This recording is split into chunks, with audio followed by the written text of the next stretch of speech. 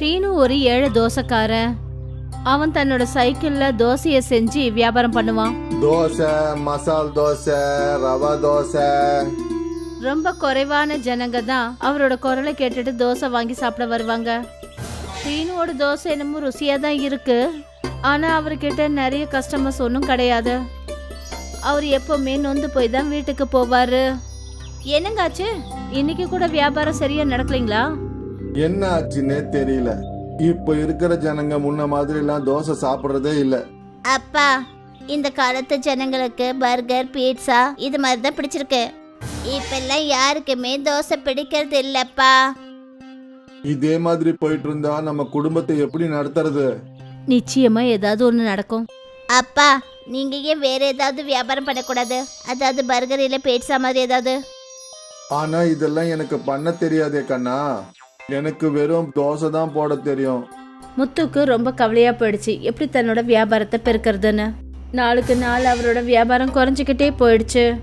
மறுநாள் காலையில சீக்கிரமா ஸ்ரீனு வீட்டை விட்டு புறப்பட்டாரு. அப்புறம் இன்னைக்கு எப்பவும் போற வழியில போகாம வேற வழியில போனாரு. தோசை, மசால் தோசை, ரவா தோசை. இந்த வழியில ஜிம் இருந்தது. ஜிம்முக்கு வெளியில நிறைய பேர் இருந்தாங்க.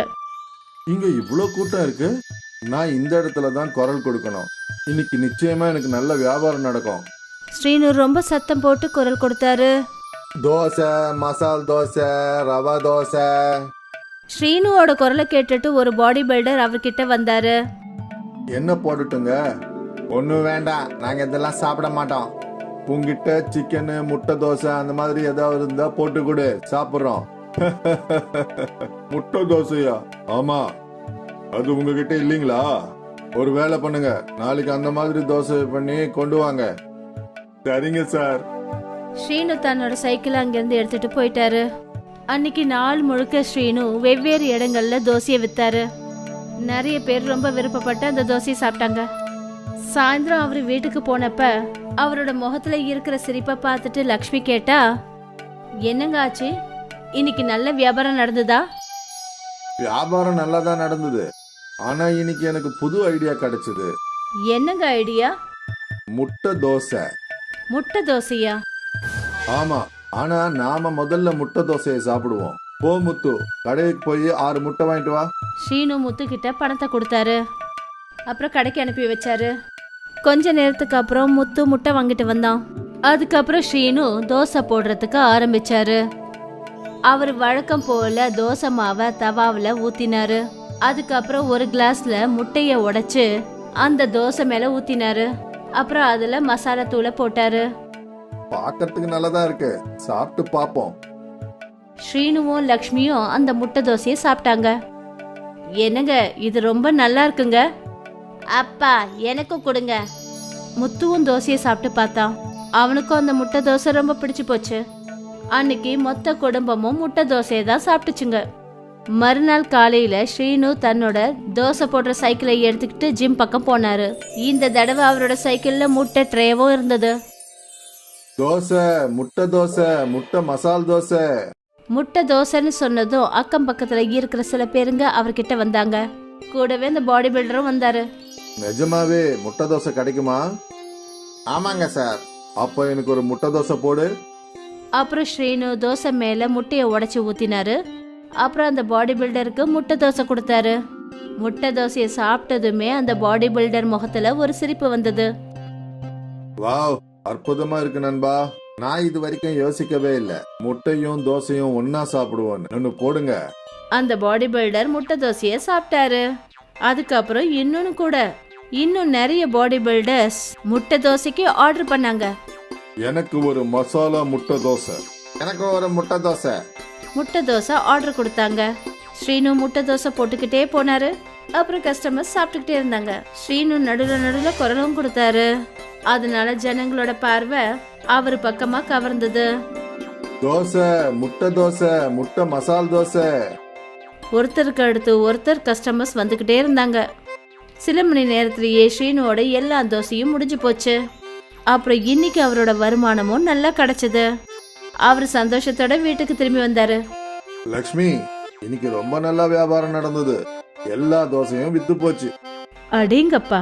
நாளையில இருந்து நீதான் மாவு அரைக்கணும். கஸ்டமர்ஸுங்களுக்கு நம்ம முட்டை தோசை ரொம்ப பிடிச்சி போச்சு. சரிங்க. எல்லாரும் ரொம்ப சந்தோஷமா இருந்தாங்க. மறுநாளும் அதே மாதிரி ஆயிடுச்சு. ஸ்ரீனு குரல் கொடுத்ததுமே ஜனங்க அவர்கிட்ட முட்டை தோசை சாப்பிட வந்தாங்க. ஸ்ரீனோட கை வேலை செஞ்சுக்கிட்டே இருந்தது. இன்னைக்கு வெறும் 2 மணி நேரத்துக்குள்ள ஸ்ரீனோட தோசை எல்லாம் முடிஞ்சு போச்சு. அதுக்கப்புறம் இது தின வேலையா ஆயிடுச்சு. முட்டை தோசை ஃபேமஸ் ஆயிடுச்சு. அப்புறம் ஸ்ரீனு நாள் முழுக்க கடினமா உழைக்க ஆரம்பிச்சாரு. ஸ்ரீனுவுக்கு நல்ல அதிர்ஷ்ட ஓட்டம் இருந்தது. இப்போ அவருடைய குடும்பம் ரொம்ப சந்தோஷமா இருந்தது. ஸ்ரீனு இப்போ மினி டெம்போவும் வாங்கிட்டாரு. இப்போ அவரு சைக்கிளுக்கு பதிலா மினி டெம்போல முட்டை தோசை செஞ்சு விற்க ஆரம்பிச்சாரு. சிட்டி முழுக்க அவர் செய்யற முட்டை தோசையை பத்தி தான் பேச்சு. அவரு டெம்போவை எடுத்துக்கிட்டு எந்த இடத்துக்கு போனாலும் கஸ்டமர்ஸ் கூட்டமா வந்துடுவாங்க. தினமும் சாயந்தரம் ஸ்ரீனு தன்னோட மினி டெம்போவை எடுத்துக்கிட்டு பார்க்கு கிட்ட வந்துருவாரு. பார்க்ல ஏற்கனவே ஜெகனோட தோசை ஸ்டால் இருந்தது. ஆனா ஸ்ரீனு வந்ததுமே எல்லா கஸ்டமர்ஸும் அவர்கிட்ட போயிடுவாங்க.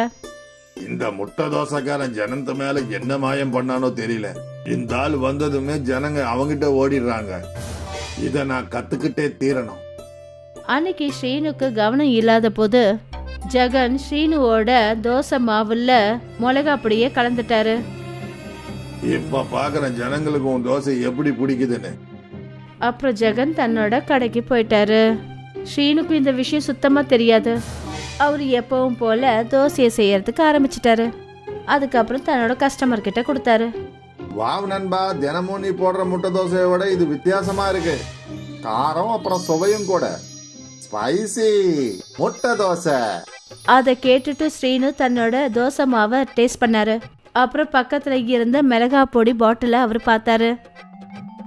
நிச்சயமா யாரும் இந்த மாவுல மிளகா பொடியை கலந்துருக்காங்க. ஆனா பரவாயில்ல விடு, ஜனங்களுக்கு இந்த ஸ்பைசியான முட்டை தோசை கூட பிடிச்சிருக்கு. இதத்தான் அதிர்ஷ்டம்னு சொல்லுவாங்க. முட்டை தோசை, ஸ்பைசி முட்டை தோசை. அப்புறம் மறுபடியும் ஸ்ரீனுவோட டெம்போக்கு வெளியில கூட்டம் வந்தது. எல்லாருக்கும் புதுசா ஸ்பைசி முட்டை தோசை சாப்பிடணுன்ற ஆசை. ஸ்ரீனு முட்டை தோசை செஞ்சுக்கிட்டே இருந்தாரு. ஜனங்க சாப்பிட்டுக்கிட்டே இருந்தாங்க. எல்லாருக்கும் ஸ்பைசி முட்டை தோசை ரொம்பவே பிடிச்சிருந்தது, ஜெகனை தவிர.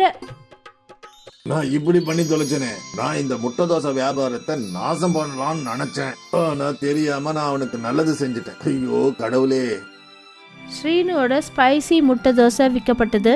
இதை பார்த்ததுமே ஜெகனுக்கு ரொம்ப கோபம் வந்துச்சு. ஆனா பாவம், இனிமே அவரால் என்னதான் பண்ண முடியும்? ஜெகன் என்ன நினைச்சாரு? ஸ்ரீனுக்கு கடுதலை செஞ்சு அவருக்கு நல்லது நடக்கணும்னு நினைச்சாரு. ஆனா பாவம், அவரே தனக்கே குழிய தோண்டிக்கிட்டாரு. சோம்நகருங்கிற ஒரு கிராமத்துல ராஜு முட்டை விற்கிற வியாபாரத்தை செஞ்சுக்கிட்டு இருக்கான். குளிர்காலம்ன்றதுனால கஸ்டமர்ஸோட கூட்டம் அதிகமா இருந்தது. அவன் எல்லா வருஷமும் குளிர்காலத்துக்காக ஆவலா எதிர்பார்த்துட்டு இருப்பான். நியூ இயர்க்கான சமயம் வந்தது. ராஜு எல்லாருக்குமே சுட சுட ஆம்லெட் அப்புறம் ஹாஃப் ஃப்ரை செஞ்சு வித்துக்கிட்டு இருந்தான். ஆனா எல்லா வாட்டியும் ராஜுவோட முட்டைகளை சாப்பிட்டு சாப்பிட்டு கஸ்டமர்ஸ் போர் ஆயிட்டாங்க. அவங்களுக்கு ஏதோ புதுசா தேவையா இருந்தது. ஆரம்பத்துல நல்லாவே வித்து போச்சு. ஆனா சில நாட்களுக்கு அப்புறம் வியாபாரம் டவுன் ஆயிடுச்சு. இப்போ ராஜு கிட்ட இருந்து முட்டை வாங்குற ஜனங்க கம்மியாயிட்டாங்க. ஒருவேளை யாராவது வந்தாலும் அவங்க கடனுக்கோ இல்ல ஃப்ரீயாவோ கேட்டுட்டு இருந்தாங்க. ஒரு நாள் ராஜுவும் அவனோட மனைவி ரேஷ்மாவும் இப்படி யோசிச்சாங்க. இன்னைக்கு முட்டை கடையை திறக்க வேண்டாம்னு நினைக்கிறேன். நீ இன்னைக்கு ஒண்ணுமே பண்ணாத, நாளைக்கு ஸ்டார்ட் பண்ணலாம். நீங்க ஒரு வேளை போகலன்னா நம்ம கிட்ட இருக்கிற அந்த கொஞ்சம் கஸ்டமர்ஸ் கூட விலகி போயிடுவாங்களே. நான் என்ன சொல்றேன்னா, நீங்க சைக்கிள்ல போய் வேற கிராமத்துல முட்டைய வித்துட்டு வாங்க. சுட சுட முட்டைகளை சைக்கிள்ல வச்சு வித்தா கஸ்டமர்ஸ் வாங்கலாம் இல்லங்க. நீ சரியாதான் சொல்றப்பா. நீ முட்டைய வேக வச்சு வை, நான் சைக்கிள்ல போய் வித்துட்டு வரேன். ராஜு சைக்கிள்ல முட்டைகளை விற்கிறதுக்காக வீட்ல இருந்து கிளம்பினான். அவன் கொஞ்சம் வித்ததுக்கு அப்புறம் வீட்டுக்கு திரும்ப போயிட்டு இருக்கும்போது அவனுக்கு ஒரு யோசனை வந்தது. ஊரு ஊரா போய் இப்படியே சைக்கிள்ல முட்டைகளை விற்கலான்ட்டு யோசிச்சான். கொஞ்ச நேரத்துக்கு அப்புறம் 2 பேரு அவன் கிட்ட இருந்து முட்டைய வாங்க வந்துட்டு இருந்தாங்க. அண்ணே அண்ணே முட்டையண்ணே, அண்ணா இங்க பாருங்க. சொல்லுங்க, என்ன வேணும்? வேக வச்ச முட்டை இருக்கு, ஆம்லெட் இருக்கு, முட்டைக்கறி கூட இருக்கு. என்ன வேணும்? எங்களுக்கே ஒண்ணுமே வேணாம். இன்னொரு வாட்டி நீங்க இங்க வரவே கூடாது. இங்க ரொம்ப வருஷமா எங்களுடைய முட்டை கடை இருக்கு. நீ வராத. நீ இங்க வந்து எங்க பிசினஸ் நீ வீணாக்காத. அண்ணா எனக்கும் கடை இருக்கு ஆனா வியாபாரம் இல்லை. அதனால தான் நான் யோசிச்சேன் ஒரு ஊருக்கு போய் முட்டையை விற்கலாம்னு. ஆஹா, எங்களுக்கு புரியுது. இங்கிருந்து போயிரு, இங்க மறுபடியும் வராத. ராஜு ரொம்பவே நொந்து போய் வீட்டுக்கு போனான். அப்புறம் நடந்ததை எல்லாத்தையும் ரேஷ்மா கிட்ட சொன்னான். நாம இப்போ வேற ஏதாச்சும் பிசினஸ் பண்ணணும் போலயே, இல்லைன்னா சாப்பிட கூட நம்ம ரொம்ப கஷ்டப்படுவோம். அப்புறம் அவ்வளோதான். நாம இதை தவிர்த்து வேற என்ன பண்ண முடியும்? ரொம்ப வருஷமா நாம முட்டை வியாபாரத்தை தான் செஞ்சுட்டு இருக்கோம். இப்போ இதையும் விட்டுட்டா நமக்குன்னு எதுவுமே மிஞ்சாதுங்க. ராஜு ரொம்பவே சோகமா தூங்க போயிட்டான். இந்த பிரச்சனைய தீர்க்க வேற ஏதாவது பண்ணணும்ட்டு யோசிச்சான். எங்க போன? நான் கூப்பிடுறது கேக்குதா? ஆ, வரேங்க. சொல்லுங்களேன், என்னாச்சு? நாம ஒருவேளை முட்டையோட ரேட்டை கம்மி பண்ணா அப்போ கண்டிப்பா நம்ம முட்டையை தான் எல்லாருமே வாங்குவாங்க. ஏற்கனவே நம்ம முட்டைங்களோட விலை கம்மியா தான் இருக்கு. இப்போ இன்னும் கம்மி பண்ணிட்டா நமக்கு எந்த லாபமும் இருக்காதே. அதோடவே நாம பட்ட கஷ்டம் எல்லாம் வீணா போயிடும். ராஜுவும் ரேஷ்மாவும் அவங்களோட முட்டை வியாபாரத்தை எப்படி எல்லாம் மேம்படுத்தணும்ட்டு எல்லா விதமாவும் யோசிச்சு பார்த்துட்டாங்க. ஆனா எந்த பிரயோஜனமும் இல்லாம போயிடுச்சு. என்கிட்ட ஒரு ஐடியா இருக்கு. என்னோட பிறந்த ஊர்ல தங்க முட்டைகள் நிறைய வித்து போகும். நான் சின்னதா இருக்கும்போது அங்க தங்க முட்டைகளை காயினா மாத்தி அதை வித்துட்டு இருப்பாங்க. அதோடவே அது ரொம்பவே அழகாவும் ருசியாவும் இருக்கும். நிஜமாவா? நீ சொல்றது உண்மையா? ஒருவேளை அப்படி ஆச்சுன்னா மறுபடியும் நம்ம கடையில நல்ல வியாபாரம் நடக்கும். ரேஷ்மா சொன்னதை கேட்டு ராஜு ரேஷ்மாவோட பிறந்த வீட்டுக்கு போக முடிவு பண்ணிட்டான்.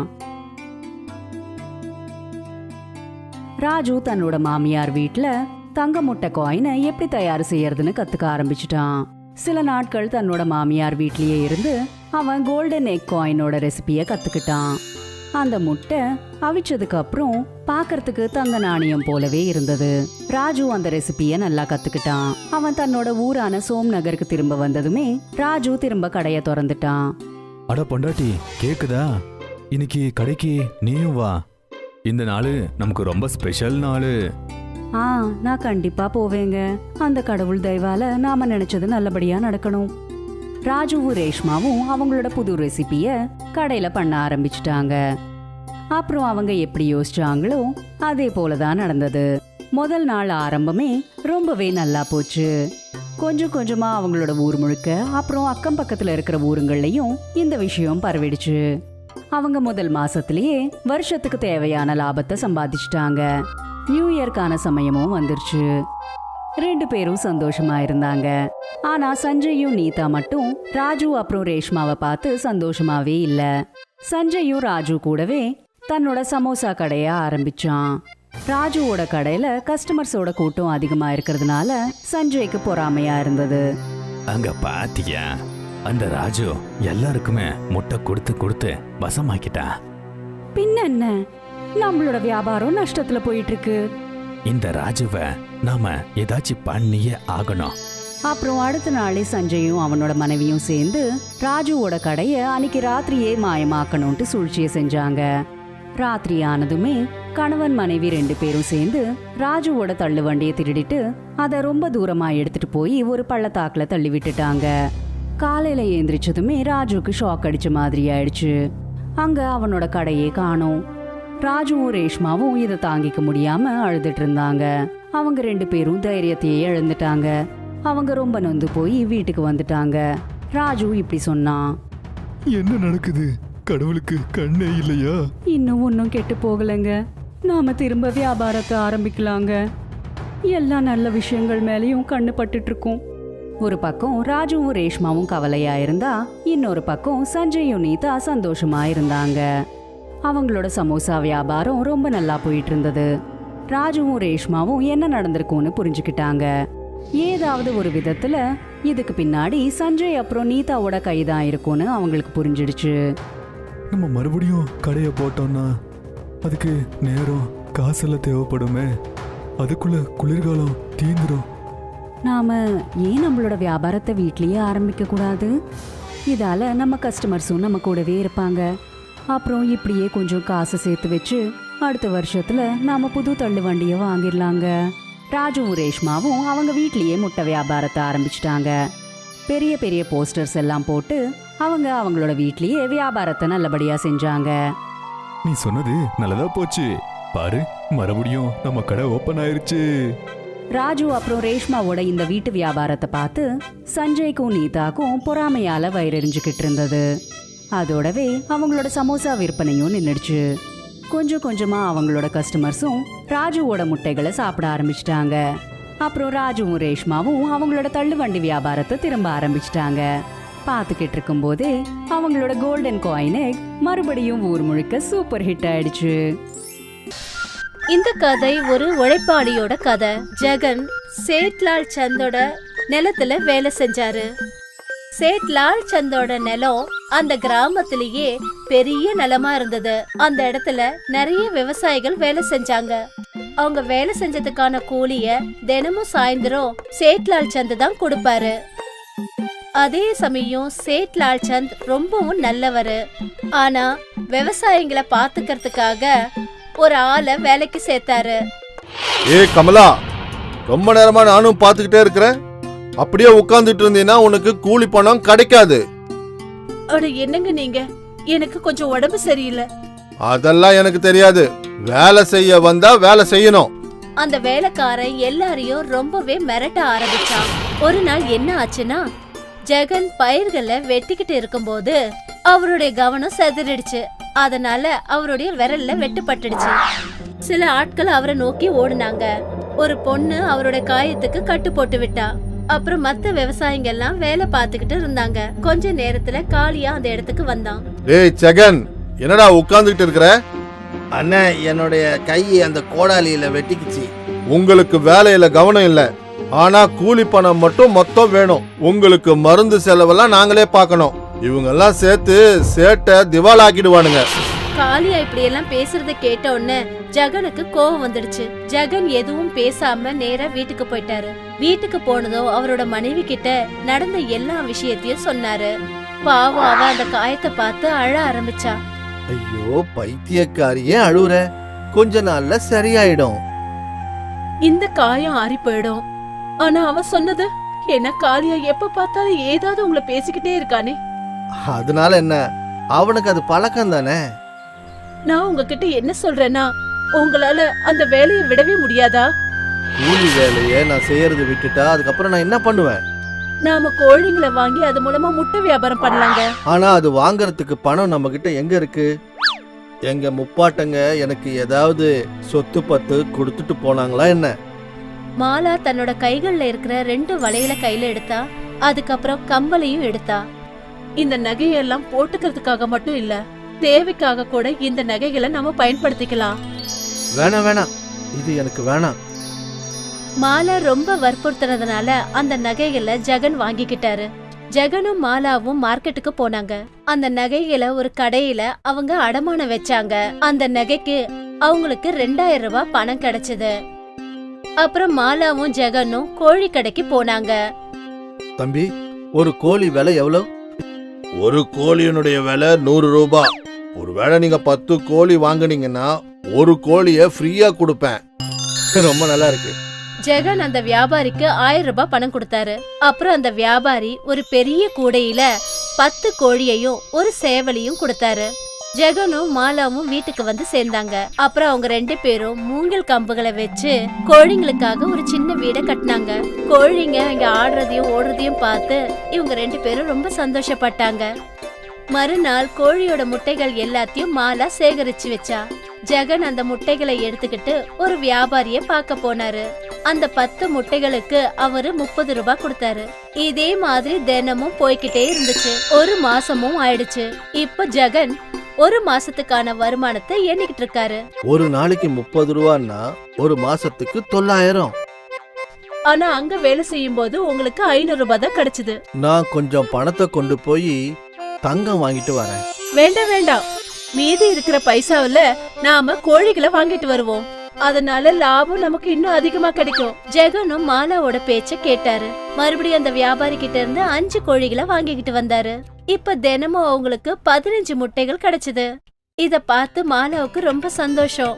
மறுபடியும் மறுமாசம் பணத்தை எண்ணும் போது அப்ப அவருக்கு ஒரு நாளைக்கு 35 ரூபாய் அப்படின்னா ஒரு மாசத்துக்கு 1350 ரூபா.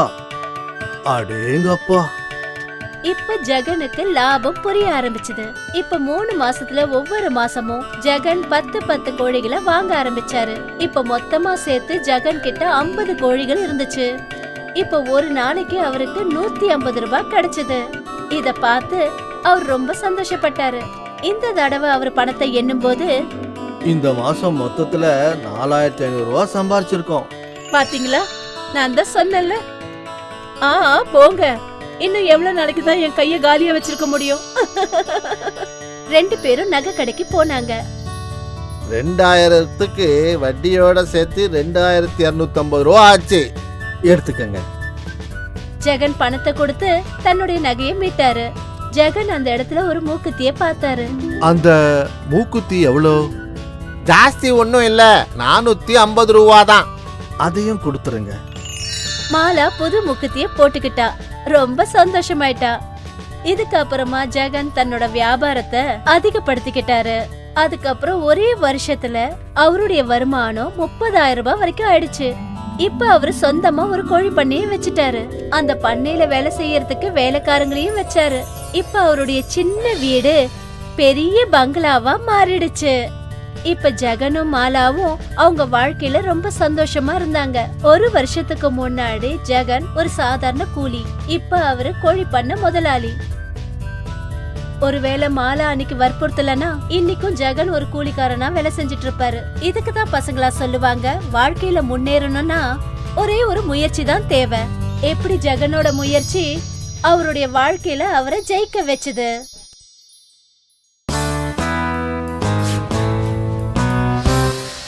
காய்கறி வாங்கலையோ, பசுமையா இருக்கிற காய்கறி வாங்கலையோ, சிகப்பான தக்காளி, தோட்டத்துல விளைஞ்ச காய்கறிய வாங்கிக்கலையோ.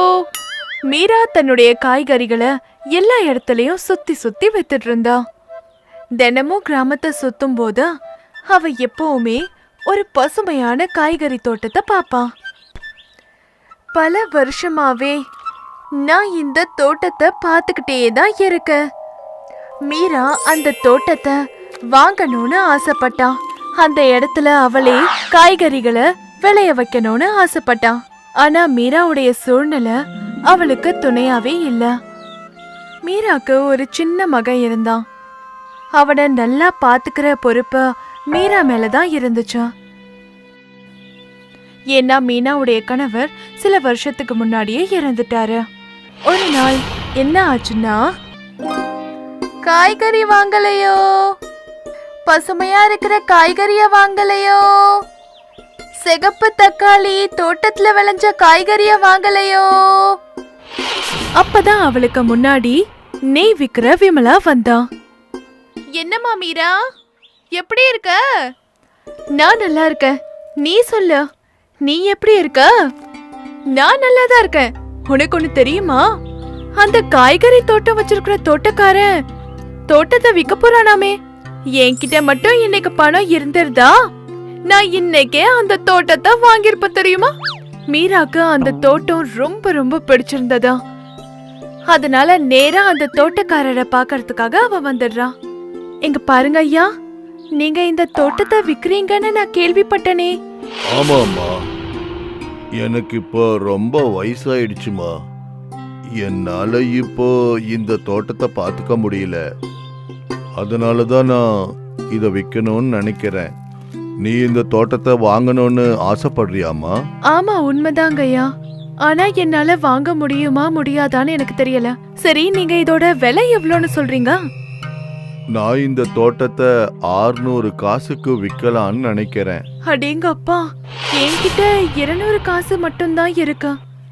200 காசு ரொம்ப குறைவம்மா, என்னால ஏத்துக்க முடியாது. நான் 400 காசுக்காவது உனக்கு கொடுக்கறேன், அதை விட என்னால குறைக்க முடியாது. சரி ஐயா, ஒருவேளை நான் அந்த 200 காசை இப்பயே உங்களுக்கு தந்துட்டேன்னா அடுத்த 4 மாசம் வரைக்கும் ஒவ்வொரு மாசமும் 50 காசை உங்களுக்கு கொடுத்தேன்னா நீங்க எனக்கு இந்த தோட்டத்தை வித்துடுவீங்களா ஐயா? அந்த தோட்டக்காரர் யோசிச்சாரு. சரிம்மா, அடுத்த 4 மாசத்துக்கு நீ 50 காசா தவணையில கொடுத்துருமா.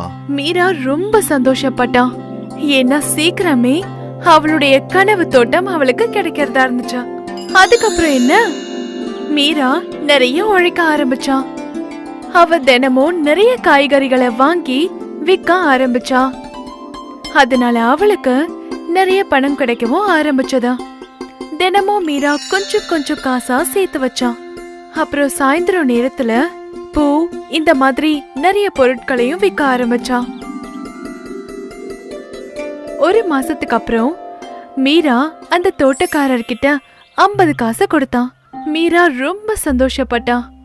மீரா இதே மாதிரி தினமும் உழைக்க ஆரம்பிச்சா. அவ காலையில காய்கறிகளையும் சாயந்தரம் பலகாரத்தையும் வித்தா. கொஞ்சம் கொஞ்சமா மீரா 4 மாசம் வரைக்கும் தோட்டக்காரருக்கு கொடுக்க வேண்டிய பணத்தெல்லாம் கொடுத்து முடிச்சிட்டா. ரொம்ப சந்தோஷம் மீரா. இப்போ இந்த தோட்டம் உனக்கு சொந்தமாயிடுச்சு. இந்த தோட்டத்தை நீ ரொம்ப நல்லா பாத்துக்கம்மா. மீராக்கு தனக்குன்னு ஒரு தோட்டம் வாங்கணும்ன்ற கனவு நிறைவேறிடுச்சா. இப்ப மீரா அவளுடைய சொந்த தோட்டத்துல காய்கறிகளை விளைக்க ஆரம்பிச்சா. மத்த காய்கறி விக்கிறவங்கெல்லாம் இவகிட்ட இருந்து காய்கறிய வாங்க ஆரம்பிச்சாங்க. மீராவுடைய கடுமையான உழைப்பு அவளுடைய வாழ்க்கையில சந்தோஷத்தை கொண்டு வந்துச்சு. அவளுடைய மகனும் இப்ப நல்ல ஸ்கூல்ல படிக்க ஆரம்பிச்சிட்டான். மீராவுடைய வாழ்க்கை இப்ப சந்தோஷமான வாழ்க்கையா மாறிடுச்சு. இதனாலதான் உழைக்கிறவங்க என்னைக்குமே தோக்க மாட்டாங்கன்னு சொல்வாங்க.